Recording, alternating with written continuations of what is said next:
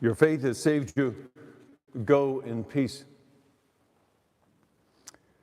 When I got ordained first, my mom and I would have regular discussions about theological matters, and she would always shake her head and says, "I don't understand your God."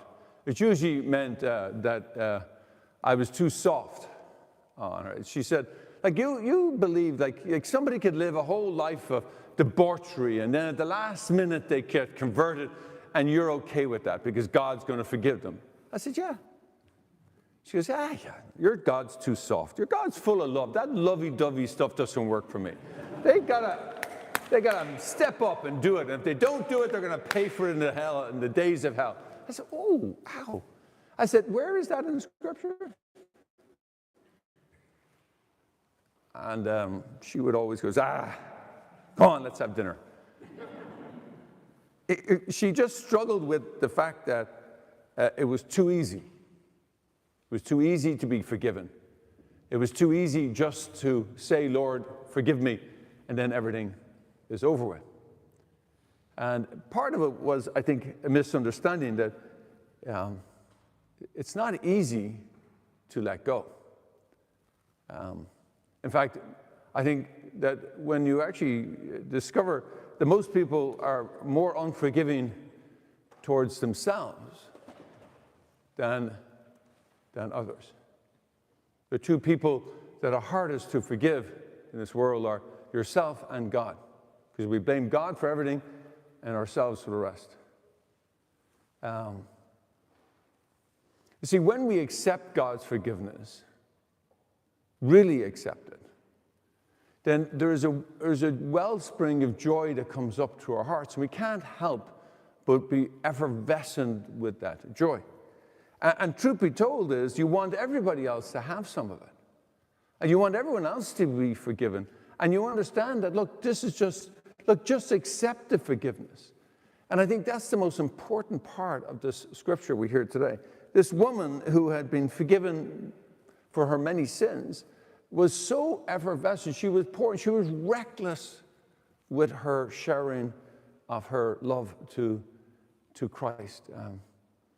I mean, alabaster bar ointment would have been a year's wages to spill. And so she was so overjoyed that she had been given a second chance that she was reckless in her love for Christ. What would it take for us to be reckless with our love? To be reckless and to be effervescent, to just give away our forgiveness and our love to others. I mean, in theory, that sounds easy, right? Oh, yeah, I can do that. But in practice, it actually requires of us to actually let go of the unforgiveness first. You see, that's where we get caught at, because unforgiveness is what holds us down. Unforgiveness is what it holds us back from sharing love. It's what St. Ignatius calls unfreedom. It's the opposite of freedom. The best metaphor I give you this is, just bear with me. I know many of you have heard me say this before, but it's worth repeating. Imagine yourself inside an old sheriff cell. You know those prison cells with the gates, and there's a ring on a big lock and the O-ring. Well, imagine yourself, you walk in and you close that gated cell beside you, and you reach out your hand and you take the key on the O-ring and you lock yourself in. You take the key out of the lock, and then you throw that key over into the sheriff's office where there is no sheriff. What you now have is unforgiveness. Because even if you want to get out, you can't get out because you don't have the key, because you've thrown away the key. And that's what, when we become bitter and we become angry and we become so, and we are sitting in our own prison. Now here's the part that's interesting, that when we do that initially, let's say it's an offense that is grievous, awful, awful offense. Let's say that your child was murdered by somebody, and you know that person, and it was a gruesome murder. I mean, that is not a trivial, that is a real offense, and you have every reason to feel unforgiveness in your heart. But here's what happens is, in that prison cell, people will come by and visit you initially. And they will agree, that's terrible, oh, that's terrible. And they'll do it for a month, maybe even a year. But after 2 or 3 years, they'll stop visiting because, oh, I can't do it. All he ever goes on about is his son. That's all he ever goes on. All he ever talks about is his daughter. Oh, that, I can't take it anymore. It's 5 years. That's all he ever talks about. Now, here's what's interesting, is that we have locked ourselves in our own prison cell. It's not God who has done that. It's we have done it to ourselves. But here's what Christ does for us. Christ comes along out of the prison cell with the key in his hand, and he offers us to take it. It's up to us to take the key, and then not only to take the key, but to reach around and to unlock the gate. And then even when we take the key and unlock the gate, we've got to open the gate. And even when we open the gate, we've got to step out. And even when we step out, we've got to stay out. You see, that's all requires God's grace. That requires us to accept the help from Christ so that we can come back into life in freedom. Now, most of us will never have to worry about a terrible unforgiveness like that.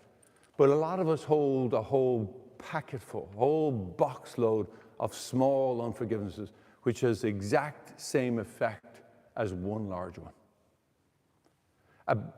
A bag of 100 pounds of feathers is the same bag of 100 pounds weight of gold. It's still 100 pounds. Those feathers, all those little unforgivenesses that we hold on to our heart. The people of Ireland back in the 1800s had every reason to be unforgiving towards the English and to the lords who lorded over them, who stole their land. Had every reason to be bitter and angry, and yet they moved on. It was only by God's grace. They were a faith-filled people. Many of them died for their faith, held on to their faith, and wouldn't let go. We have to be men and women of faith, that if we experience God's presence, and hopefully you will experience it here with Mary, Our Lady of Knock, and in the silence we allow God's healing mercy into our hearts and to forgive those who have hurt us, and in turn accept the forgiveness that God has given us to remain free in his love. But the critical component is not only to accept God's forgiveness, but to pass that forgiveness on to others. Because if we don't pass it on, then we have become unfree. So let's think of ourselves, the many little things that hold us back from forgiving. And then think of all those people who have asked us for prayers this day. This place that has the epitome of Mary coming to the people of Ireland, broken and wounded, in poverty, in desperate straits. She came in silence. She came with the loving presence of God, assuring them that they were not alone, that they were not forgotten, that they have the loving presence of God. Let us pass that loving forgiveness on to others, as Scripture reminds us today. Let us be reckless with God's love to others. But first, let us feel that reckless love of God first in our own hearts, and then pass it on to others.